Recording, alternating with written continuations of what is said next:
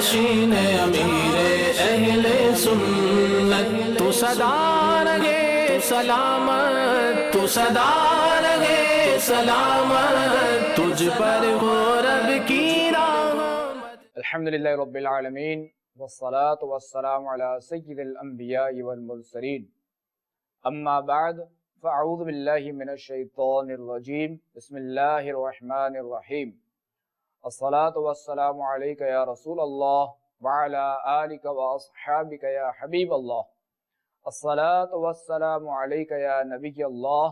وعلی آلک واصحابک یا نور اللہ۔ خاتم النبیین صلی اللہ تعالی علیہ وآلہ وسلم کا فرمان عالی شان ہے، جس نے دن اور رات میں میری طرف شوق و محبت کی وجہ سے تین مرتبہ درود پاک پڑھا،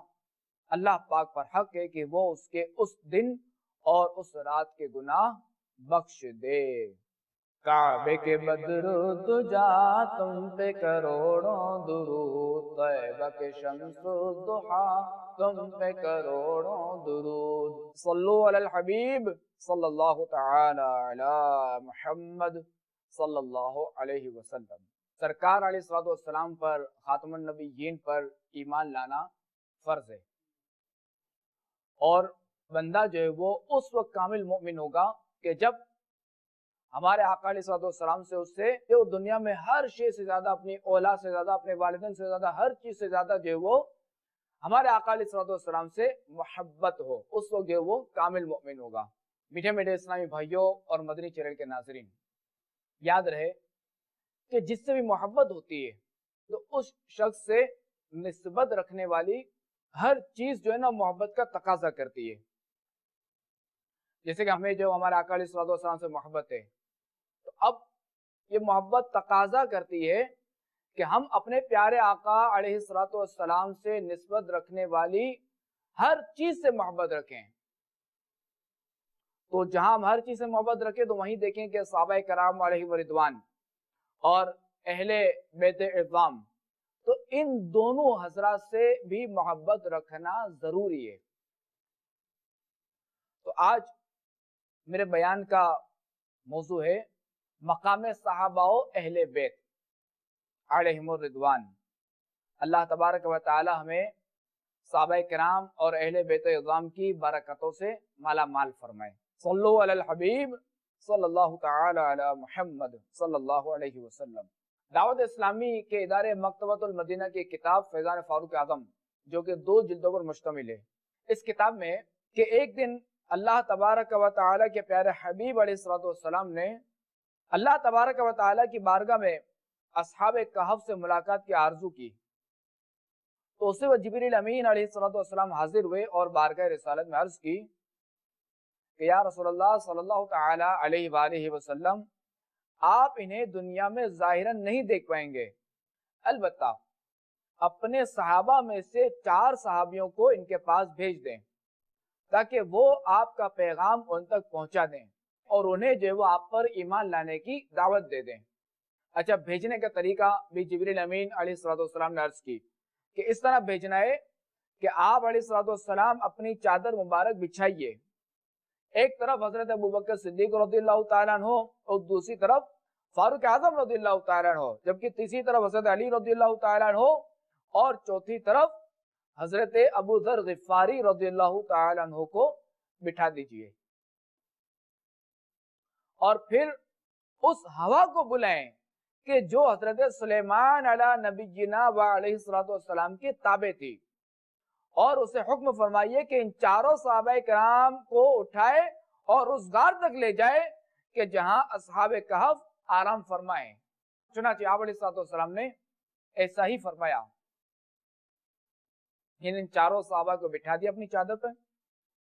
اور ہوا نے جو ہے وہ چادر جس پر 4 صحابہ کرام علیہم الرضوان آرام و سکون سے بیٹھے تھے اسے اٹھایا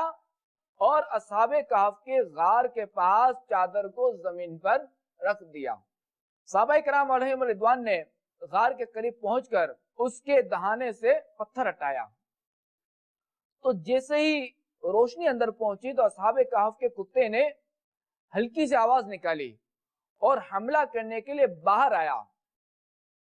لیکن جب اس نے رسول پاک سرور کائنات صلی اللہ تعالی علیہ وآلہ وسلم کے صحابہ کو دیکھا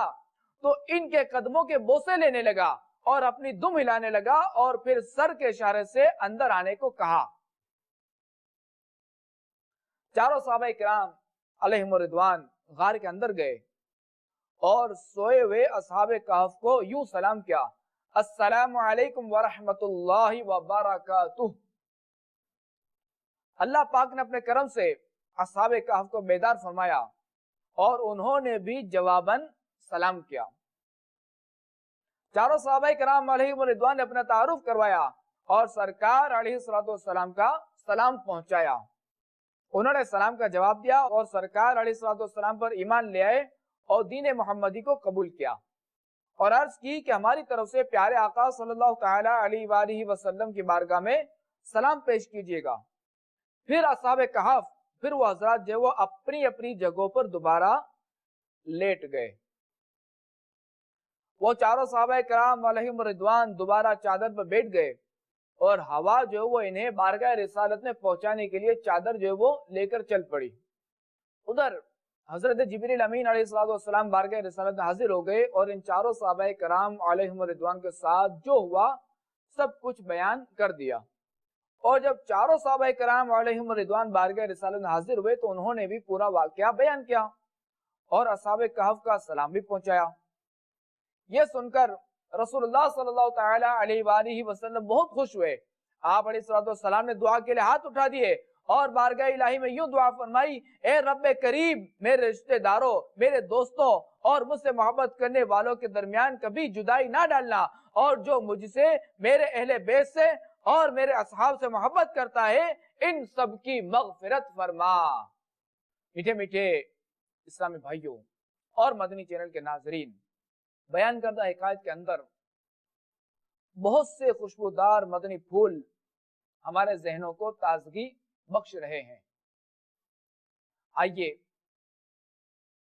ہم بھی چند مدنی پھولوں کو اپنے دامن میں سمیٹنے کی کوشش کرتے ہیں۔ اللہ تبارک و تعالی نے نبی اکرم صلی اللہ تعالی علیہ وآلہ وسلم کو مالک و مختار بنایا، بلکہ ایسی حکمرانی و بادشاہی و شہنشاہی عطا فرمائی کہ آپ علیہ السلام کائنات کی ہر چیز پر اللہ تبارک و تعالی کے حکم سے حکومت فرماتے ہیں۔ چنانچہ جب آپ علیہ السلام نے ہوا کو حکم ارشاد فرمایا تو وہ آپ علیہ السلام کے حکم کی بجاوری کرتے ہوئے صحابہ کرام علیہم الرضوان کو اصحاب کہف کے غار تک لے گئی، اور یقیناً یہ آپ کا ایک زبردست معجزہ ہے کہ ہواؤں پر بھی آپ علیہ السلام کی حکمرانی کا سکہ قائم ہے۔ خالق کل نے آپ کو مالک کل بنا دیا، دونوں جہاں آپ کے قبضہ و اختیار میں۔ رسول اللہ صلی اللہ تعالی علیہ وآلہ وسلم کے صحابہ کرام علیہم الرضوان کی شان یہ ہے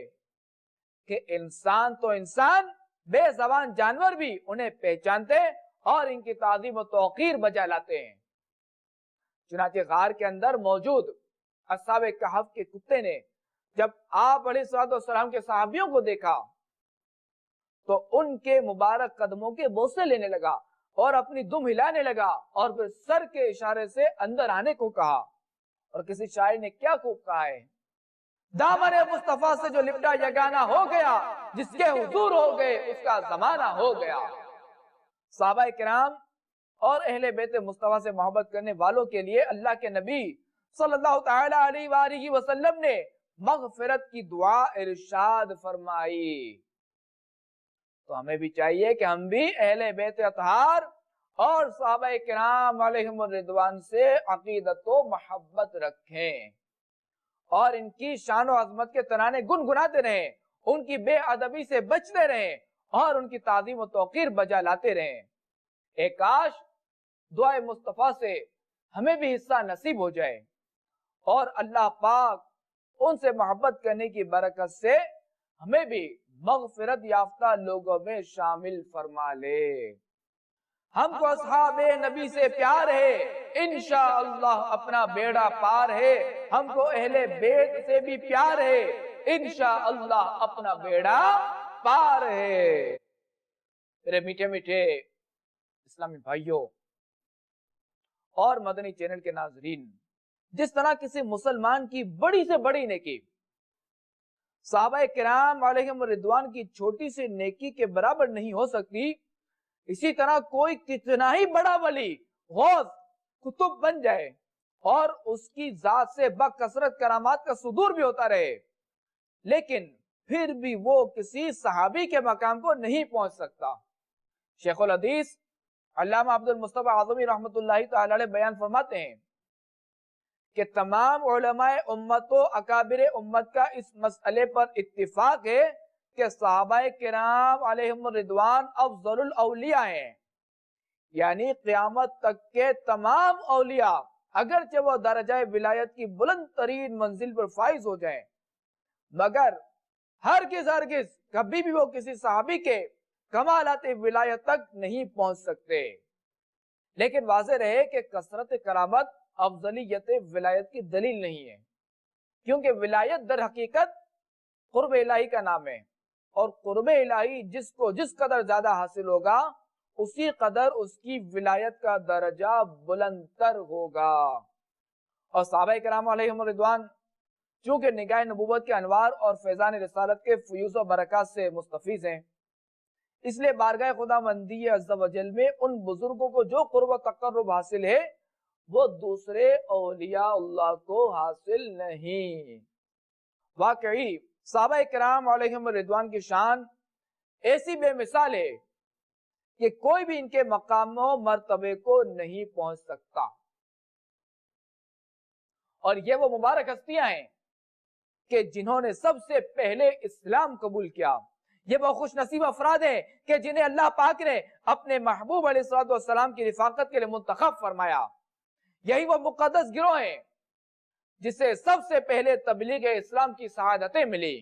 یہی وہ پاکیزہ لوگ ہیں جنہوں نے ابتداء اسلام کے مشکل ماحول میں بھوک پیاس برداشت کر کے پیٹ پر پتھر باندھ کر قریبی رشتہ داروں کی دشمنیاں مول کر اور ان سے جنگیں لڑائیاں مول کر بھی پرچم اسلام کو بلند رکھا۔ یقیناً ان کی انتھک محنتوں اور لازوال قربانیوں کا نتیجہ ہے کہ آج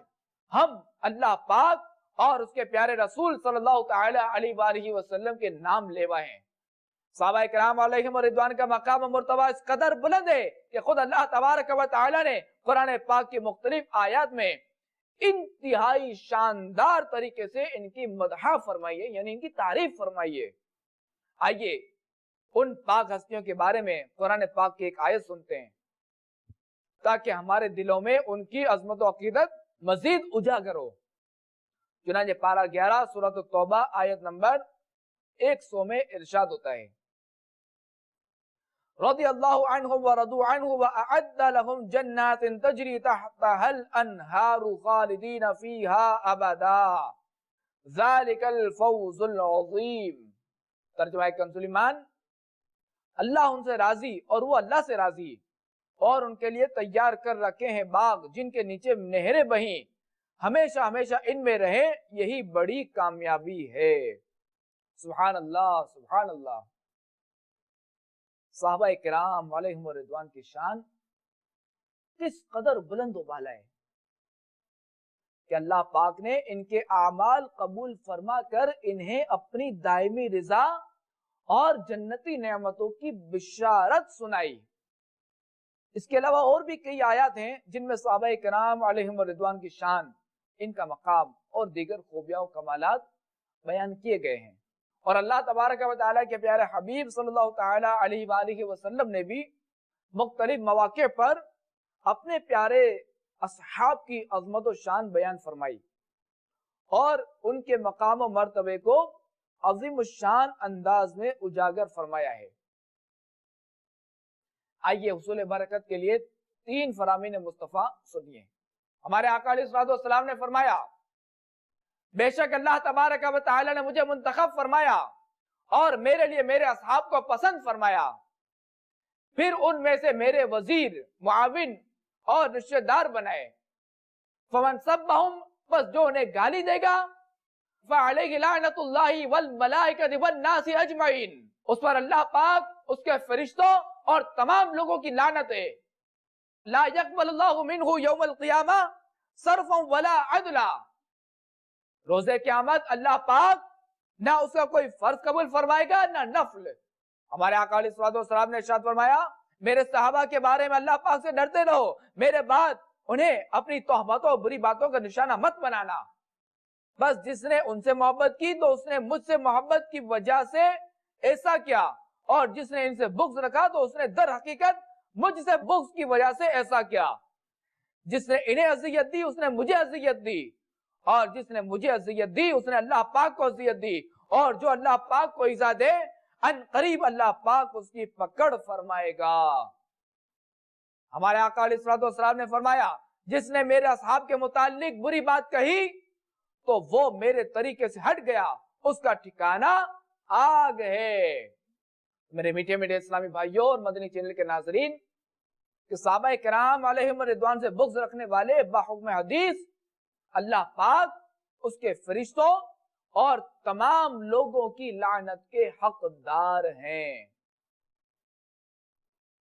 اس لیے ہمیں صحابہ کرام علیہم رضوان کے ساتھ ہمیشہ پیار اور ادب کا تعلق رکھنا چاہیے. اللہ تبارک و تعالی ہمیں صحابہ کرام علیہم رضوان کی محبت میں ہمیشہ گم رکھے, ان کی محبت کا چراغ ہمارے دلوں میں سدا روشن رہے, اور ہم یہی جلتا ہوا چراغ لے کر قبر میں جائیں, اور اس کی برکت سے ہماری قبر کا اندھیرا دور ہو جائے. یاد رکھیے کہ صحابہ کرام علیہم رضوان کے ساتھ ساتھ اہل بیت اعظام سے محبت و عقیدت کا دم بھرنا بھی ضروری ہے. کہ صحابہ کرام علیہم رضوان سے محبت ہو اور دل معاذ اللہ اہل بیت اعظام کے بغض سے بھرا ہوا ہو, یا اہل بیت کی محبت تو دل میں ہو مگر اس کے ساتھ صحابہ کرام علیہم رضوان سے معاذ اللہ دشمنی کے بیج دل میں ہو, تو ایسا ہرگز نہیں ہونا چاہیے. کہ بندہ مومن کے لیے لازمی ہے کہ وہ صحابہ کرام علیہم رضوان سے بھی محبت رکھے اور ساتھ میں اہل بیت اعظام کا بھی خادم ہو. کہ صحابہ کرام علیہم رضوان ہمارے پیارے آقا علیہ الصلوۃ والسلام کی وفادار ساتھی ہیں, تو اہل بیت اعظام آپ علیہ الصلوۃ والسلام کی اولاد ہیں. آپ علیہ الصلوۃ والسلام کے لخت جگر حضرت بی بی فاطمہ الزہرا رضی اللہ تعالی عنہ کی اولاد ہیں. حبیب خدا مکی مدنی مصطفیٰ صلی اللہ تعالی علیہ وآلہ وسلم سے اپنی سچی محبت کا اظہار کرنے کے لیے ہمیں بھی اپنے دل میں اہل بیت کی عقیدت اور محبت سے پیش آنا چاہیے. کیونکہ اہل بیت اعظام کی محبت ایمان کامل کی نشانی ہے. اہل بیت اعظام کی محبت جنت میں لے جانے کا سبب ہے. اہل بیت اعظام کی محبت جہنم سے بچائے گی. اہل بیت اعظام کی محبت عشق رسول کا تقاضا ہے. اہل بیت اعظام کی محبت قبر و آخرت میں کام آئے گی. اہل بیت اعظام کی محبت ان کے نقش قدم پر چلنے پر ابھارتی ہے.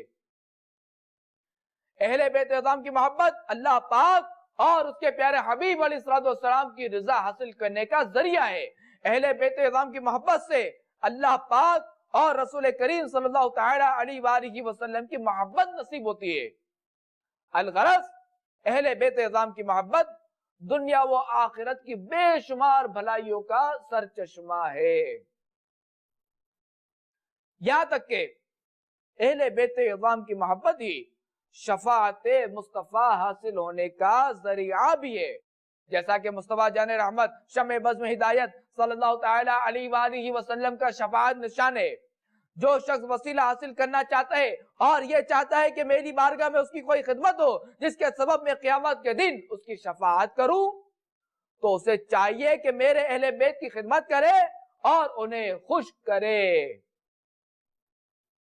سبحان اللہ سبحان اللہ, کس قدر خوش قسمت ہے وہ مسلمان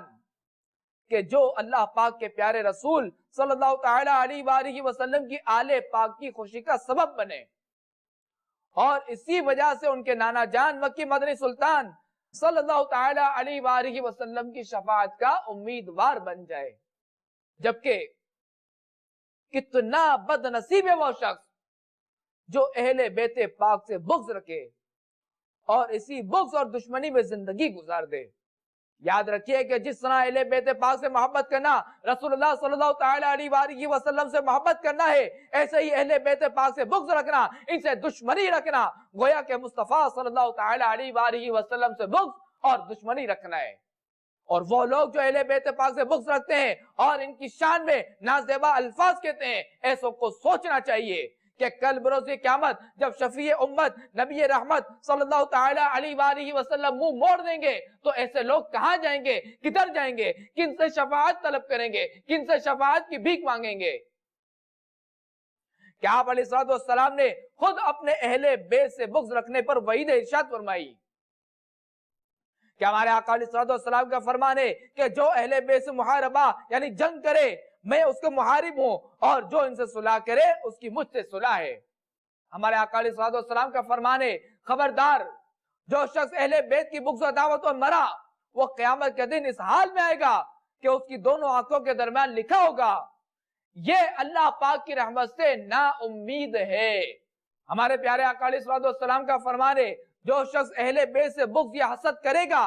اسے قیامت کے دن حوض کوثر سے آگ کے چابکوں سے دور کیا جائے گا۔ اللہ تبارک و تعالی ہمارے دلوں میں اہل بیت کی عظمت و عقیدت اور بڑھائے کہ صحابہ کرام علیہم رضوان کی محبت ہو اور اہل بیت کی بھی محبت ہو اور اسی پر ہمارا خاتمہ ہو کہ اسی میں کامیابی ہے۔ تو میٹھے میٹھے اسلامی بھائیوں اور مدنی چینل کے ناظرین غور کیجئے کہ اہل بیت کرام سے بغض، عداوت اور دشمنی کتنی ہلاکت خیز ہے کہ جو ان سے جنگ کرے گویا کہ وہ خود آقا کریم صلی اللہ تعالی علیہ وآلہ وسلم سے جنگ کرنے والا ہے، اور ایسا شخص جب مرے گا تو قیامت کے دن اللہ تبارک و تعالی کی رحمت سے دور کر دیا جائے گا۔ اور اسی طرح کل بروز قیامت ایسے شخص کو حوض کوثر کے جسے نیک لوگ سیراب ہو رہے ہوں گے اور دستے شاہ کوثر صلی اللہ تعالی علیہ وآلہ وسلم سے کوثر کے لبالب جام پی رہے ہوں گے،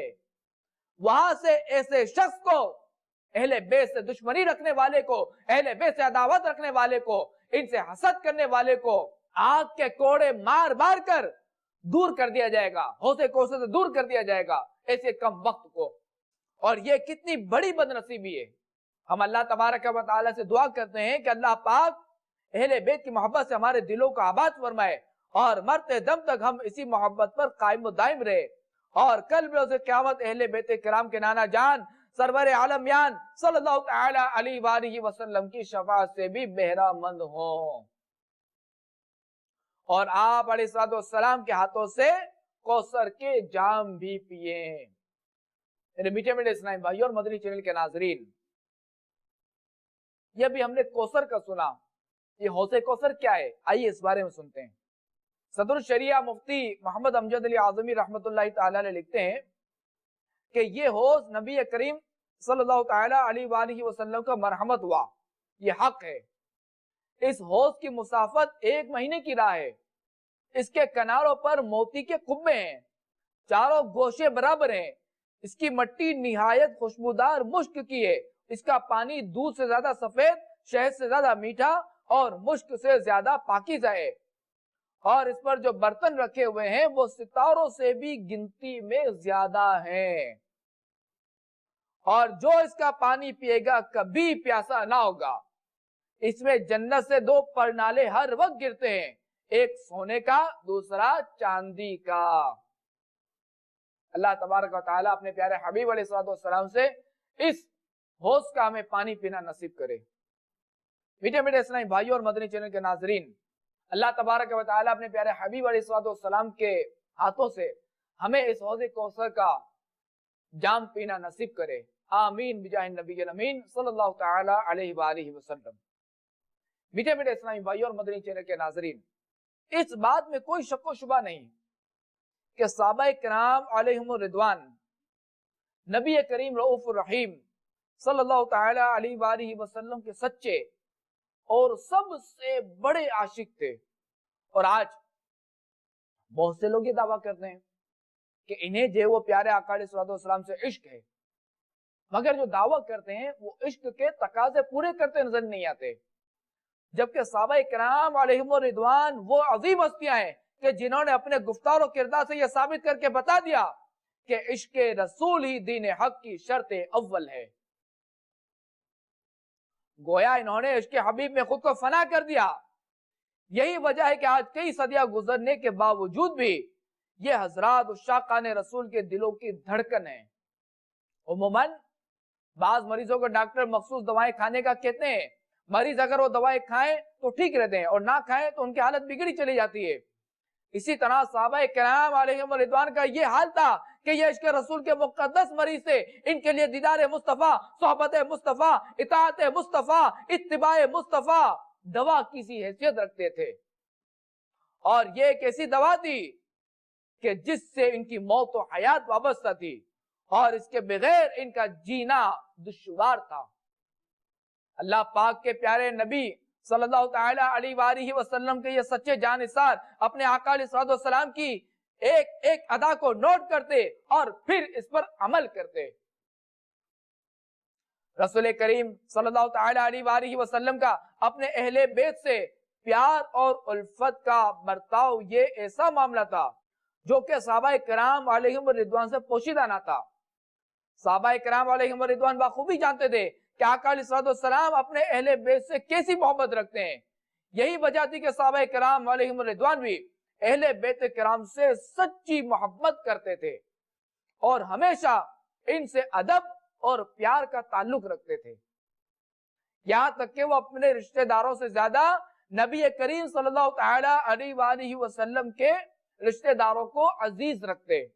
چنانچہ منقول ہے کہ حضرت ابوبکر صدیق رضی اللہ تعالی عنہ جب امیر المؤمنین خلیفۃ المسلمین منتخب ہوئے تو رسول کریم صلی اللہ تعالی علیہ وآلہ وسلم سے تعلق کی وجہ سے آپ رضی اللہ تعالی عنہ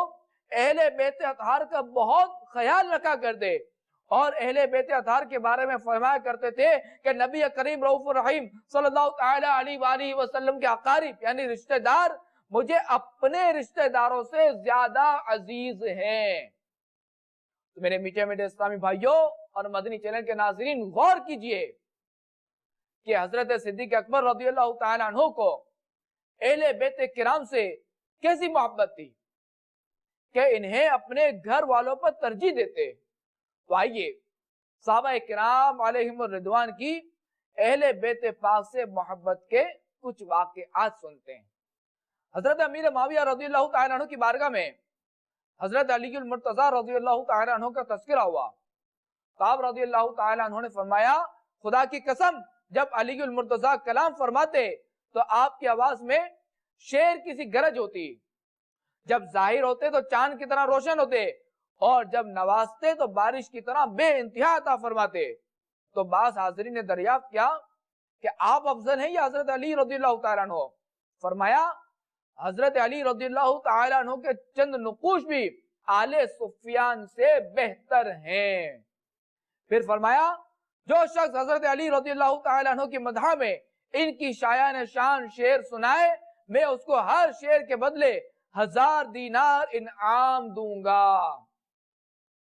چنانچہ حاضرین نے شعر سنائے۔ حضرت امیر معاویہ رضی اللہ تعالیٰ عنہ فرماتے تھے ان اشعار میں جو آپ نے امیر المؤمنین حضرت علی المرتضیٰ رضی اللہ تعالیٰ عنہ کی شان و عظمت بیان کی، آپ اس سے بھی زیادہ افضل ہیں۔ حضرت ابو المحزم رضی اللہ تعالیٰ عنہ سے مروی ہے کہ ایک مرتبہ ہم ایک جنازے میں شریک ہوئے، حضرت ابو ہریرہ رضی اللہ تعالیٰ عنہ بھی ہمارے ساتھ تھے۔ واپسی پر حضرت امام حسین رضی اللہ تعالیٰ عنہ کو تھکاوٹ محسوس ہوئی تو ایک جگہ آپ رضی اللہ تعالیٰ عنہ استراحت یعنی آرام کے لیے کچھ دیر بیٹھ گئے۔ حضرت ابو ہریرہ رضی اللہ تعالیٰ عنہ اپنی چادر سے حضرت امام حسین رضی اللہ تعالیٰ عنہ کے پاؤں سے گرد و غبار صاف کرنے لگے، تو حضرت امام حسین رضی اللہ تعالیٰ عنہ نے انہیں منع فرمایا۔ اس پر حضرت ابو ہریرہ رضی اللہ تعالیٰ عنہ نے عرض کی فواللہ لو یعلم الناس منکا ما اعلم لحملوک علی رقابہم، یعنی اللہ پاک کی قسم آپ رضی اللہ تعالیٰ عنہ کی جو عظمت میں جانتا ہوں اگر لوگوں کو پتا چل جائے تو وہ آپ رضی اللہ تعالیٰ عنہ کو اپنے کندھوں پر اٹھا لیں۔ حضرت محمد بن ابو یعقوب رحمۃ اللہ تعالیٰ نے فرماتے ہیں کہ ایک مرتبہ حضرت امیر معاویہ رضی اللہ تعالیٰ عنہ کی حضرت امام حسین رضی اللہ تعالیٰ عنہ سے ملاقات ہوئی تو حضرت امیر معاویہ رضی اللہ تعالیٰ عنہ نے مرحبا و اہلا بابن رسول اللہ صلی اللہ علیہ وسلم، یعنی خوش آمدید اے رسول اللہ کے بیٹے کہتے ہوئے ان کا استقبال فرمایا، اور حضرت امام حسین رضی اللہ تعالیٰ عنہ کی بارگاہ میں 3 لاکھ درہم پیش کرنے کا حکم ارشاد فرمایا۔ حضرت امام حسن رضی اللہ تعالیٰ عنہ فرماتے ہیں کہ ایک بار امیر المؤمنین حضرت عمر فاروق اعظم رضی اللہ تعالیٰ عنہ نے مجھ سے فرمایا، اے میرے بیٹے، میری تمنا ہے کہ آپ ہمارے پاس آیا کریں۔ چنانچہ میں ایک دن آپ رضی اللہ تعالیٰ عنہ کے گھر گیا، مگر آپ رضی اللہ تعالیٰ عنہ حضرت امیر معاویہ رضی اللہ تعالیٰ عنہ کے ساتھ علیحدگی میں مصروف گفتگو تھے، اور آپ رضی اللہ تعالیٰ عنہ کے بیٹے حضرت عبداللہ بن عمر رضی اللہ تعالیٰ عنہ دروازے پر کھڑے انتظار کر رہے تھے۔ کچھ دیر انتظار کرنے کے بعد جب وہ واپس جانے لگے تو میں بھی لوٹ آیا۔ بعد میں امیر المؤمنین فاروق اعظم رضی اللہ تعالیٰ عنہ سے میری ملاقات ہوئی تو آپ رضی اللہ تعالیٰ عنہ نے فرمایا، لم آراکا، یعنی آپ ہمارے پاس دوبارہ نہیں آئے۔ میں نے عرض کی، اے امیر المؤمنین، میں تو آیا تھا مگر آپ رضی اللہ تعالیٰ عنہ حضرت امیر معاویہ رضی اللہ تعالیٰ عنہ کے ساتھ مصروف گفتگو تھے۔ آپ کے بیٹے عبداللہ بن عمر رضی اللہ تعالیٰ عنہ بھی باہر kھڑے انتظار کر رہے تھے، تو میں نے سوچا کہ جب بیٹے کو اندر جانے کی اجازت نہیں ہے تو مجھے کیسے ہو سکتی ہے، تو لہٰذا میں ان کے ساتھ ہی واپس چلا گیا۔ تو فاروق اعظم رضی اللہ تعالیٰ عنہ نے فرمایا، انت احق بالاذن من عبد اللہ بن عمر انما انبت فی رؤوسنا اللہ ثم انتم، یعنی آپ میری اولاد سے زیادہ اس بات کے حقدار ہیں کہ اندر آ جائیں، ہمارے سروں پر یہ جو بال ہیں اللہ پاک کے بعد تم نے ہی تو اگائے ہیں۔ کیا بات رضا استمنستان کرم کی، زہرائے کلی جسم حسین اور حسن پھول۔ سید اعلیٰ حضرت اس شعر میں اپنے آپ کو مخاطب کر کے یوں ارشاد فرماتے ہیں، اے رضا، اس کرم اور رحمت والے باغ کی کیا بات ہے کہ جس باغ رسالت کی کلی سیدۃ النساء فاطمہ الزہرا رضی اللہ تعالی عنہا اور سیدہ شباب اہل الجنہ امام حسن اور امام حسین رضی اللہ تعالی عنہما جس مہکتے باغ کے پھول ہوں۔ اللہ تبارک و تعالی ہمیں صحابہ و اہل بیت کی سیرت پر عمل کرتے ہوئے اپنی زندگی گزارنے کی توفیق عطا فرمائے، آمین بجاہ النبی الامین صلی اللہ تعالی علیہ وآلہ وسلم۔ صلو علی الحبیب صلی اللہ تعالی علی محمد۔ جانشین امیر اہل سنت، تو صدا رہے سلامت، تو صدا رہے سلامت، تجھ پر ہو رب کی